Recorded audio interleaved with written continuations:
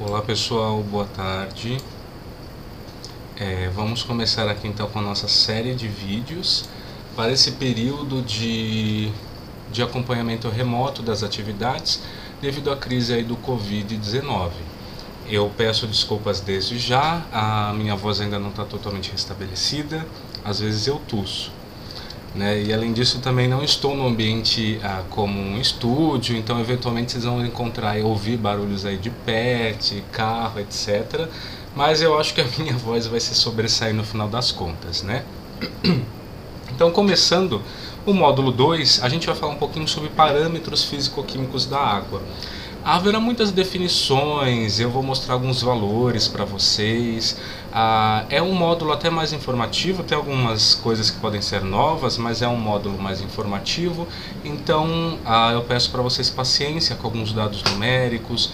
O objetivo aqui não é sair decorando esses dados, mas é ter uma noção crítica de valores e de faixas recomendadas para os parâmetros da água, né? A gente vai falar sobre métodos de tratamento. Então pensem da seguinte forma: nós precisamos ter sondas que vão definir aí quanto essa água está numa qualidade adequada ou não, tá? E a gente vai falar então sobre isso. Então basicamente, aqui está um pouquinho lento. Vamos falar um pouco sobre a água de modo geral. Eu vou citar um pouco a parte de lençóis freáticos, mas não é o foco, tá, pessoal? Basicamente o Benjamin falou ou vai falar bastante aí sobre isso.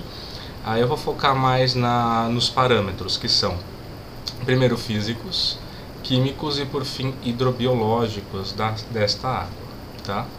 Então, como introdução, né, há um problema recorrente, né? Eu não vou ficar citando números aqui, mas vocês sabem que basicamente a parcela de água doce disponível para a humanidade ela é pequena quando comparada à quantidade total de água que existe, não é? Por exemplo, nós temos aqui 2,5% de água doce na forma de gelo líquido, sendo que a água doce líquida contempla 31,10% desses 2,5% e apenas 4% destes 31% destes 2,5% está na forma de água superficial. Com isso a gente consegue entender melhor as questões aí de crise da água, né, que são geradas, porque também essa distribuição não é uniforme ao longo do globo. É exigido com que países que moram em regiões que estão situados em regiões áridas, como Israel, Arábia Saudita, dentre outros, tenham que usar técnicas como osmose reversa ou destilação. Aqui mais um pouco de estatísticas, não vou ficar explorando isso. Aqui uma velha conhecida nossa, né, uma representação esquemática do que seria a molécula de água, tá certo? Esse reloginho aqui está atrapalhando um pouquinho, né, pessoal? Mas vamos deixar ele aqui, mais baixo, tá? Então a gente tem aqui uma molécula de água, né? A gente sabe que a água é uma molécula polar, ela seria apolar, não seria apolar, né? Mas se ela fosse apolar, ela teria e formaria um ângulo de 180 graus entre esses hidrogênios. Não é o que ocorre. O ângulo é de aproximadamente 104 e nós sabemos que o oxigênio é mais eletronegativo que o hidrogênio, fazendo com que aqui haja uma concentração de cargas positivas, pela maior habilidade do oxigênio em atrair os elétrons. Então isso gera uma carga parcial negativa próxima ao oxigênio e cargas parciais positivas próxima aí ao hidrogênio. E justamente é esse padrão de separação de cargas parciais que vai gerar aí forças intermoleculares do tipo pontes de hidrogênio. Então as partes com carga parcial negativa vão se juntar às partes que têm carga parcial negativa, formando ligações intermoleculares de grande força quando comparados aí à força de gases de moléculas apolares, como o H2 e o N2, por exemplo.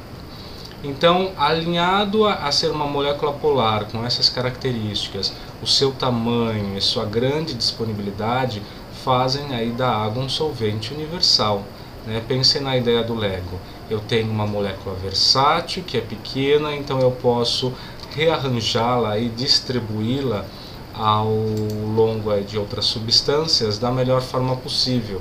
Ou seja, isso vai explicar também a solubilização das substâncias em água. O que vocês estão vendo aqui basicamente é um esquema de um cristal de cloreto de sódio, que é formado aí por ligações de caráter iônico extremamente fortes, formando uma estrutura cristalina, como vocês vão ver na disciplina de Ciência e Tecnologia dos Materiais, tá certo? Só que a água tem capacidade de solubilizar essas moléculas. Como? As regiões com carga parcial positiva, aqui os hidrogênios, percebam que eles estão abraçando a região negativa.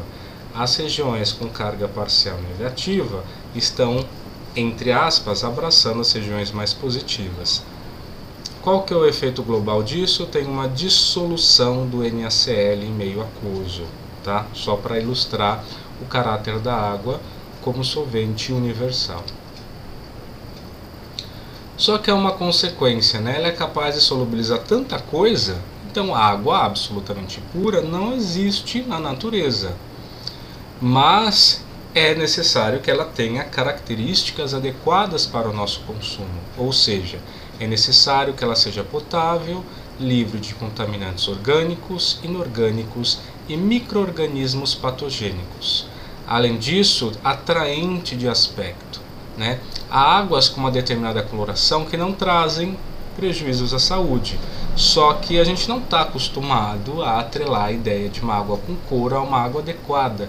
Então o tratamento também é estético para deixar essa água com condições aí que façam mexer com a visibilidade aí da água, mexer com o psicológico mesmo do público, né? Para que ele consiga beber essa água com tranquilidade. A água, grande parte da água, pessoal, ela vai se encontrar nos lençóis freáticos. Então, lembrando, o que é um lençol freático? Um lençol freático, um lençol de água, é um reservatório de água presente nas partes subterrâneas da Terra, variando aí de 500 a 1000 metros de profundidade. Como que a água chega até esse ponto? O ciclo hidrogeológico, né? Você tem aqui a água da chuva, eu não vou entrar em detalhes, né? Mas você tem permeação ao longo do solo, você tem encontrar areia, cascalho, né? Diversos tipos de solo no meio do caminho, né? E você vai formando espécie aí de rios subterrâneos, tá? Que escoam até encontrar um local para expulsão da água, pode ser uma nascente, etc. Quando esse lençol freático é muito profundo, ele também é chamado de lençol artesiano, tá? Mas enfim, seja um poço, então um lençol artesiano ou um lençol que não está tão profundo, isso gera preocupações acerca do que? Da captação de água, não é? Nós não vamos tratar a captação agora, nós vamos tratar a captação posteriormente, mas já fica aí essa ideia, né, de é necessário captar água de alguma forma. E pensem nesse ciclo que a água está seguindo. É natural pensar que ela vai arrastar coisas no meio do caminho. E muitas dessas coisas não são adequadas para o consumo humano, tá? Aqui mais uma figura, trazendo para vocês os conceitos de zona saturada, não saturada, tá? Fica aqui apenas para registro, eu não vou cobrar isso, né? Eu sei que isso é cobrado em outras disciplinas. O ciclo hidrogeológico que eu falei para vocês, né? A água vai passar por processos de evaporação, precipitação, permeação, infiltração ao longo dos solos. É um processo extremamente complexo. E é justamente da complexidade desse processo, diversidade de fenômenos, que vai fazer com que a água, na verdade uma água captada, a ser tratada, também seja um sistema complexo, tá? E ela vai acumular impurezas, né? De forma que as impurezas acumuladas na água durante o seu percurso pelo ciclo hidrológico e decorrente de atividades humanas compreendem matéria mineral e orgânica em 3 formas de acordo aí com o tamanho de partículas. Essa definição aqui vai ser importante para a gente, né? Principalmente a do meio. Então você tem material em suspensão, tem aí o estado coloidal e solução, tá? Daqui para baixo o tamanho de partícula vai diminuindo. Se só houvesse suspensão, estaria ótimo, né? Eu daria um jeito de aglutinar essa suspensão e depois decantar e filtrar. A partir do momento que eu tenho um estado coloidal, uma solução, eu tenho um problema, porque isso significa que aquele material está estabilizado por ligações intermoleculares. Então, uma suspensão coloidal não vai responder à força da gravidade.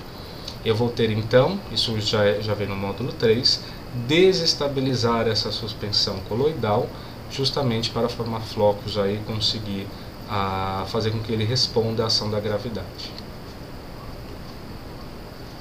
Então, os parâmetros de qualidade da água, né, para uso humano, industrial, tratado in natura, como que eu caracterizo a água? É realizada pela determinação de diversos parâmetros, ou seja, diversos ensaios, tá?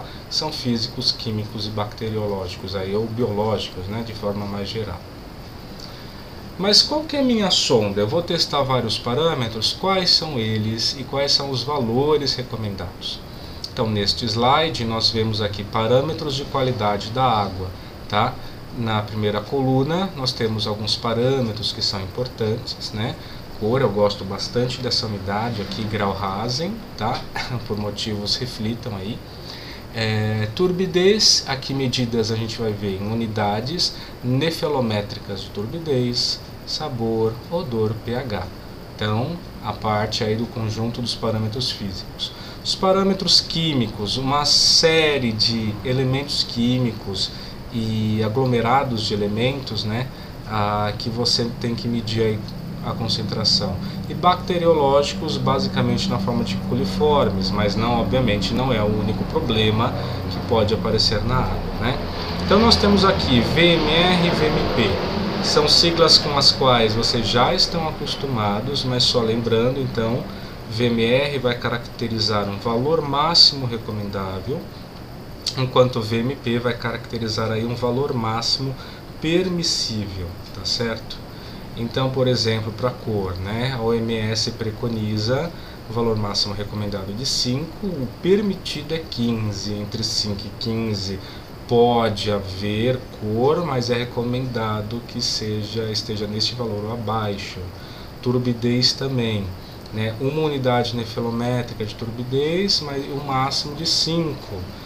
Vamos pegar aqui um elemento químico, uma espécie de cloretos, né, 200 em determinadas unidades de concentração, aqui que está miligrama por litro. Valor máximo recomendado 200, o máximo permitido 600. Essas são as recomendações da OMS.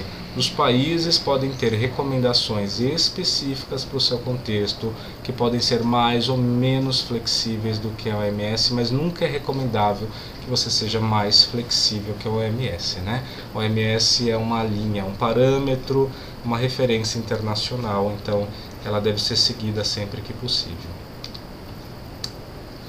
Quais são os parâmetros físicos da água, então, pessoal? Basicamente, a gente vai ter cor, turbidez, sabor e odor e condutividade. Aqui já é interessante a gente definir o que vai ser chamado então de suspensão, né, solução coloidal. Solução coloidal é uma solução onde as partículas dispersas têm um tamanho médio compreendido entre 1 e 100 nanômetros, denominadas partículas coloidais. Estar nessa faixa de comprimento já torna o comportamento químico mais complexo. Entrou na escala de nanômetros, surgem novos fenômenos.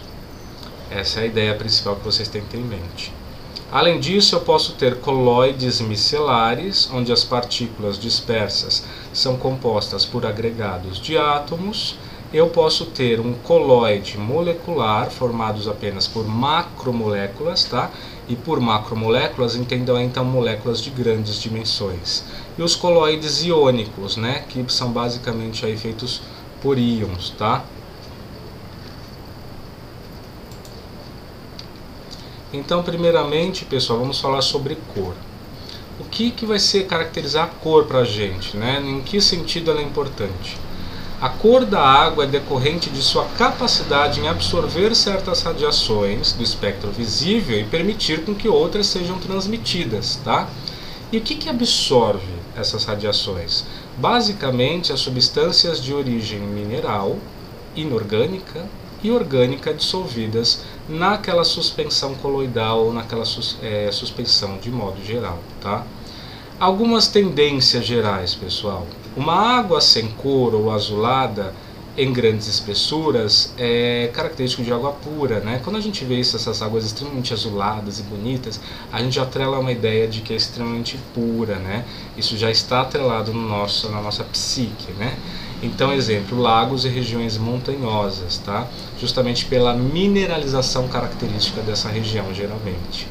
Uma água marrom amarelada não é legal de ficar bebendo, ninguém gosta. Ah, eu tomo essa água marronzinha aqui, meio estranho, né? Lembra certas coisas que eu não vou citar no vídeo. Mas a característica de águas superficiais, onde você encontra matéria orgânica e derivados da decomposição dessa matéria orgânica, como os vários ácidos úmicos, devido então à decomposição de vegetais. Já uma água avermelhada vai caracterizar a presença de ferro nessa água, tá? Eu já tomei água avermelhada, né? O pessoal fala, o ferro é importante, né, para anemia, etc. Mas é o ferro biodisponível que é importante, né? Não é legal você ficar tomando ferro aí em forma dentro de compostos aí inorgânicos, né? A água esverdeada, indicativo de alta alcalinidade e dureza. A gente vai definir o que é alcalinidade e dureza, são dois parâmetros aí importantes químicos da água, tá? E não necessariamente ela vai trazer problemas, tá? A água europeia, por exemplo, é uma água dita mais dura, você encontra mais carbonatos na água, por exemplo, mas isso não é necessariamente preocupante. Isso pode ser mais problemático para quem tem problemas ou tendência a formar pedra nos rins, por exemplo, tá? Mas então temos como exemplo aí rios das cordilheiras dos Andes que escoam por solos calcários, né? Vão ter carbonatos então nestes solos. Mas a cor da água, pessoal, ela também pode ser indicativo do grau de poluição. Ela pode não ser um problema em si, mas ela pode ser um indicador sim, tá? De modo geral, águas de cor elevada apresentam uma alta demanda química ou bioquímica de oxigênio. Tem alguma coisa errada no equilíbrio daquele sistema. Como exemplo, eutrofização ou eutroficação, né, de corpos hídricos. Os poluentes mais ofensivos a um lago compreendem um aporte excessivo de nitrogênio e fósforo, tá? Que basicamente vai ajudar aí no crescimento, por exemplo, de algas, que são usados aí como alimento por esses organismos. Com o aumento da atividade biológica, as algas vão usar grande parte desse oxigênio, não restando oxigênio para outras formas de vida, a não ser algas. Então você tem aquelas águas esverdeadas, onde as algas se proliferaram, só que as outras formas de vida aí tendem a estar mortas nesse sistema. O que você alcançou foi a eutrofização, a eutroficação desse corpo hídrico. Mas tá, até aqui a gente definiu algumas tendências gerais, algumas tendências qualitativas, mas basicamente como que a gente mede isso, né? Qual é a unidade adequada? Existe uma padronização. A unidade de cor é definida como a cor produzida por 1 mg de platina na forma de cloroplatinato de potássio, tá? Junto com 0,5 mg de cloreto de cobalto dissolvidos em 1 litro de água. Tá? A cor formada por uma suspensão como essa vai então ser definida aí como Grauhasen. Tá? Essas substâncias possuem uma cor marrom amarelada, tá? Então principalmente importantes aí para águas que seguem basicamente essa tendência de cor, tá? Então o Grauhasen é formado aí pela essa junção da cor gerada por 1 mg de platina e 0,5 mg de cloreto de cobalto, tá? Apesar dela poder estar atrelada ao grau de poluição, geralmente ela não possui significado sanitário necessariamente, principalmente quando ela não é uma cor acentuada. Mas ela afeta esteticamente a qualidade da água, né? E ninguém vai querer tomar água colorida, né? Você fala, essa água está com uma cor, olha, sei lá, laranja, né? Você não vai tomar, obviamente, porque você não sabe o que pode estar lá. É normal, né? É um mecanismo de proteção, tá? Então é conveniente, mesmo que não traga problemas sanitários, reduzir a cor a um nível aceitável, tá? Como que eu posso fazer isso? Dependendo da origem da cor, se é principalmente por substâncias orgânicas ou inorgânicas, eu posso remover por coagulação, filtração, oxidação química, ou a oxidação química, no caso, com permanganato de potássio, dióxido de cloro ou ozônio, tá? Eu vou conseguir promover isso. Porém, Deve-se evitar usar aí cloro, porque cloro pode formar trialometanos, né, a família do cloroforme. O que são os trialometanos? Então, pega um metano aqui, você teria um carbono e 4 hidrogênios. Se eu substituo um hidrogênio 3 vezes por um grupo aí, os elementos químicos dos halogênios, né, o cloro, bromo, entre outros, eu crio um tri, então 3 substituições, alometano. E estudos epidemiológicos indicam que eles podem aumentar a probabilidade de coisas como câncer na bexiga e no baixo trato intestinal, tá, pessoal? Um outro parâmetro físico extremamente importante, né? Turbidez. Ninguém quer beber uma água turva, ninguém quer beber uma água que você sabe que tem muita coisa em suspensão. E como que você sabe que tem alguma coisa em suspensão?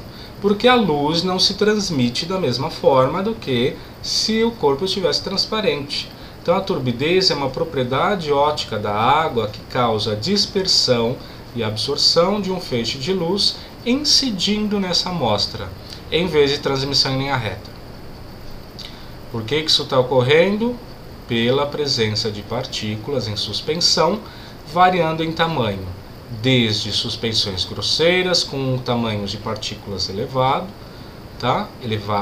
e estado coloidal, onde essas partículas têm um tamanho entre 1 e 100 nanômetros, como nós falamos anteriormente. Quais partículas geram turbidez? Partículas de argila, silt, matéria orgânica, material de descarga de esgoto doméstico, industrial, coisas encontradas em galerias de água pluvial, né? Bactérias, algas, bolhas de ar, tá? Então nós temos aqui uma diversidade de natureza e tamanho de partículas que provocam a turbidez. Isso pode complicar, né? Porque eu não tenho um tipo só de material com uma distribuição de tamanhos. Eu tenho vários materiais que causam turbidez com várias distribuições de tamanho. Isso pode dificultar a escolha do processo de remoção. De forma que, vejam aqui, a clarificação da água por coagulação e filtração é mais difícil quando a turbidez é muito elevada e é altamente variável dependendo aí do pH ou alcalinidade do meio. Tá? Então, além desse fator de complicação, outras coisas que podem complicar a remoção de turbidez, a gente vai ver principalmente a partir do módulo 3, é as condições de pH e alcalinidade desse meio. A alcalinidade é um parâmetro químico que a gente vai definir em breve, tá certo? Quando isso ocorre, os filtros recebem carga elevada de flocos não coagulados. Então, é uma água de qualidade inferior. Tá? Quanto melhor, a coagulação é muito crítica no tratamento de água. Então, quanto melhor for feita a coagulação, menos os filtros vão sofrer. E isso pode basicamente ficar refletido na qualidade da água e na frequência com que eu fico parando esses filtros. Tá? Como que eu meço turbidez? Há uma primeira unidade, tá? Que é a unidade Jackson de turbidez, que uma unidade Jackson de turbidez é a turbidez gerada por 1 mg por litro de dióxido de silício. Aí você pode fazer uma curva de calibração, né? Basicamente, com essas unidades aí Jackson de turbidez, tá? Então, por exemplo, aqui você tem basicamente no eixo Y os graus Jackson. E aqui no eixo X você tem a profundidade de coluna de água para gerar cada vez mais turbidez. Então o que você vai fazer basicamente? Você tem uma amostra e você vai compará-la, né? Então você vai encher um determinado recipiente com uma quantidade de água até chegar a um ponto em que ela dispersa tanta luz quanto a sua suspensão. Ou seja, você chegou numa suspensão artificial que está gerando, por uma certa altura, a mesma turbidez que a sua amostra. Claro que isso está sujeito a erros, isso depende de análise visual. Aí eu verifico assim, eu precisei colocar 20 centímetros de água, então isso é equivalente a 100 unidades Jackson de turbidez. Então aí você tem uma noção. Só que tem um problema, né? Principalmente para turbidez muito alta ou muito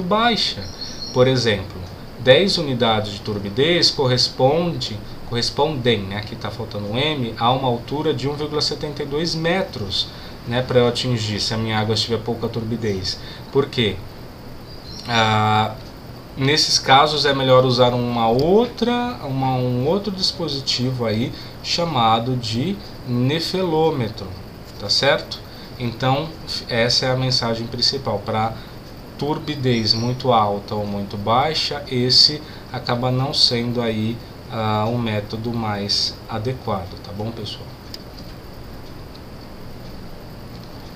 Sabor e odor, né? Características consideradas em conjunto por serem intimamente ligadas. Aí já fica mais difícil a quantificação, né? São propriedades organolépticas, né? 4 sabores são reconhecidos: o azedo, doce, amargo e salino, tá? Por que aparece sabor e odor? Substâncias inorgânicas geralmente produzem sabor sem produzir odor, como por exemplo H2S, tá? E o cloro, basicamente, ele está aqui porque ele vai produzir odor devido à sua ação na matéria orgânica, tá? Então ele pode gerar sim odor, mas é porque ele está agindo numa matéria orgânica que está já preexistente. As substâncias orgânicas podem produzir tanto sabor como odor, tá? Sabor salino é considerado quando tem geralmente acima de 300 mg por litro de cloretos e o amargo acima de 400, tá? Elas são sensações objetivas não passíveis de medição direta, tá? Mas quando existe problemas de sabor e odor na água, eu posso usar a aeração com sucesso em alguns casos para remover aí coisas que estejam presentes, tá? Ou eventualmente carvão ativado, né, pessoal? Também pode ser bem útil, tá?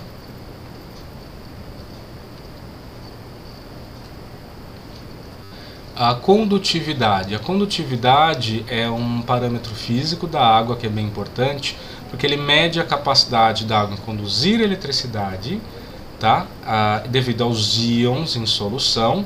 E os íons em solução vão estar relacionados à ideia de turbidez. Por que apareceram esses íons? Porque tem algo lá em suspensão que gera esses íons, que libera esses íons em solução, tá? A capacidade da água de conduzir eletricidade é o recíproco da resistividade. Em alguns casos a gente olha a resistência, em outros casos a condutância, né? Ela vai depender da concentração e carga dos íons, tá? E basicamente ela é determinada medindo-se a diferença de potencial entre dois eletrodos, tá? Eu tenho um eletrodo positivo e negativo.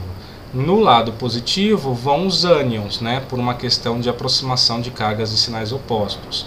Do lado negativo vão os cátions. Quanto for maior a intensidade dessa diferença de potencial, significa que há mais íons em solução. Consequentemente, a condutividade é maior e a turbidez também vai ser maior, tá?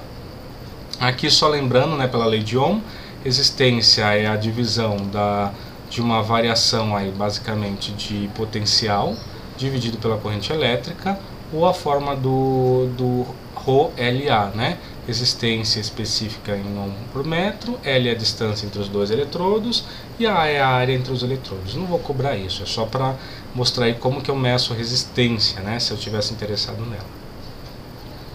Mas a gente está mais interessado, pessoal, na condutância específica, tá? Que é o inverso da resistência específica, medida em Siemens por centímetro, tá? Basicamente aí de solução. Né? Por isso que é específica. Sempre que a gente tem específica é dividido por algo, né? Uma massa, um volume, etc. Aqui no caso é por centímetro. Só que é usual, dado a ordem de grandeza dessas coisas, expressar aí em microsiemens por centímetro, tá? E a condutividade depende da quantidade de matéria ionizável total presente na água, que é por sua vez proporcional à quantidade de sólidos dissolvidos totais, os SDT. Qual que é a equação que rege isso? Então, sólidos dissolvidos totais vão ser então proporcionais à condutância específica que está sendo medida aqui numa célula eletrolítica, e o fator de proporcionalidade é este K, que usualmente varia entre 0,55 a 0,75, tá? Cuidado, pessoal, aqui é um kappa. Kappa para condutância específica em microsiemens por centímetro. Aqui é um K maiúsculo e SDT, sólidos dissolvidos totais. Alguns valores para vocês terem como referência. a 25 graus Celsius, porque essas coisas mudam com a temperatura. Para água pura, 0,04 microsiemens por centímetro, destilada 1, e água bruta de 20 a 2.000 microsiemens por centímetro, porque água bruta, devido ao ciclo hidrogeológico, vai ter muitas coisas dissolvidas lá, né, gente? Começando a parte de parâmetros químicos, pessoal, vou discutir principalmente os dois primeiros, né? A gente vai falar de pH, alcalinidade, acidez, dureza, cloretos, sulfatos e sólidos totais, ferro e manganês e produtos farmacêuticos, tá? pH, né? O que o pH mede? O pH mede basicamente a quantidade de, vamos lembrar lá da química, de íons H+ presentes em solução, que vão trazer um caráter chamado de caráter ácido, né? O pH é calculado como menos o log da concentração dos íons H+. E a gente sabe também lá da química, na escala de pH, a concentração de íons H+ vezes a concentração dos íons OH-, que trazem um caráter básico, tem que dar 1 vezes 10 a menos 14, tá? Para a água, né? Isso tem a ver com a dissociação da água, tá? Os métodos de medição de pH colorimétricos, né, são os mais práticos e rápidos de serem utilizados. Para cada cor de solução resultante, eu tenho aí uma espécie de curva de calibração e eu vou ter aí pHs atrelados a cada uma delas, tá? Eu posso comparar a minha solução com essa escala pré-concebida e sei que meu pH está entre 5 e 6, por exemplo. Obviamente há uma imprecisão aqui, né? De forma que eu posso usar, em vez desse método colorimétrico, um pHmetro, onde eu tenho já um eletrodo de referência e uma solução interna como referência. Aí eu vou ter valores numericamente mais precisos, tá? Não vou entrar em detalhes sobre pHmetros, você já deve ter utilizado e o Saron já deve ter comentado com vocês. Alcalinidade, um parâmetro muito importante, porque a alcalinidade pode interferir em processos como de coagulação, tá? Então a gente vai definir a alcalinidade de uma maneira simples, como a capacidade da água em neutralizar ácidos. Quais são os principais íons que trazem essa capacidade de neutralizar ácidos, ou seja, a alcalinidade? Os íons bicarbonato, HCl3-, os íons carbonato, CO3-2- e os íons hidróxidos, tá? O sistema carbonato é muito importante, pessoal, muito importante para a química da água, porque além dela influenciar na coagulação, ela também está associada ao controle de corrosão e abrandamento dessa água. Uma água branda é uma água com quantidade apreciável de carbonato, tá? Porque quando você tem carbonato em água, o que você pode ter é uma deposição de uma fina camada de carbonato nas tubulações, que podem ser desejáveis para proteger canalizações contra a corrosão. Só que se você forçar a barra, ela pode promover uma precipitação excessiva de carbonato, comprometendo a capacidade de condução dessa água, tá? Ela gera problemas para a potabilidade da água? Não, a menos que essa alcalinidade seja devida a carbonato e bicarbonato e não a hidróxido, tá bom? Desculpem. Porém, águas muito mineralizadas tendem a resistir à mudança de pH, o que pode não ser necessariamente bom quando eu quero mexer nas propriedades da água para coagulação. Como que eu meço a alcalinidade? Titulando uma amostra de água com ácido e determinando o equivalente em hidrogênio, tá? E vou expressar isso em miligramas por litro de carbonato de cálcio, tá? Qual que vai ser a minha referência para alcalinidade, né? Essa substância aqui. Ela é a única que vai gerar esses íons que vão gerar alcalinidade? Não, mas a gente precisa de uma referência. E é fácil obter, é fácil fazer curvas de calibração com carbonato de cálcio. Então a gente sempre expressa a alcalinidade como a alcalinidade em termos de miligramas por litro de carbonato de cálcio, como se fosse uma alcalinidade equivalente à nossa real, aí que pode ter diversas substâncias, tá? É apenas uma referência para medição, gente. Tá certo? O segundo parâmetro que a gente vai discutir agora, e o último nesse primeiro vídeo, é o de acidez, tá? A acidez das águas pode provocar vários problemas, né, para os organismos. Olha esse exemplo aqui de acidificação dos oceanos. Um excesso de CO2, né, então a água do mar pode absorver CO2, lembre-se da lei de Henry, esse CO2 vai reagir com a água, formando ácido carbônico, tá? Que pode se dissociar em íons bicarbonato e íons H+, tá? Então estou liberando íon H+, significa que eu estou acidificando essa água, ou seja, diminuindo o pH da água, tornando ela mais ácida, certo? Se eu inserir íons carbonatos, eu jogo essa reação para o lado de volta, né? Imagina que isso é um equilíbrio. Se eu aumento, eu jogo um carbonato de cálcio, por exemplo, eu forço isso no sentido contrário, ou seja, consigo diminuir a acidificação. Obviamente você não vai sair jogando carbonato de cálcio no oceano, né? Mas essa é a ideia. Eu consigo eventualmente corrigir uma acidificação excessiva com a inserção de carbonato de cálcio, por exemplo, tá? Geralmente a acidez das águas provém de esgotos industriais ácidos ou lixiviação e infiltração de água de minas, tá?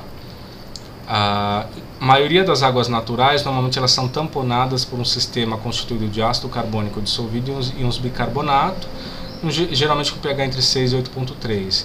O que é estar tamponada? Significa que as condições de pH são aproximadamente constantes, tá? Como que eu meço a acidez? Titulando com agora uma base em vez de ser ácido, né? E também medindo aí em termos de carbonato de cálcio de maneira análoga à alcalinidade, tá? O indicador aí para ver se houve a mudança, basicamente a neutralização, fenolftaleína, tá? Se eu quero corrigir a acidez, como eu disse para vocês, eu posso corrigir isso com carbonato de cálcio ou de sódio e promover, isso é importante, leve alcalinidade, estabilizando o sistema carbonato. Não forçar a barra aqui. Se você promover a alcalinidade excessiva, lembre-se, você pode ter problemas de comprometer a condução da água, porque você vai ter muita precipitação, tá?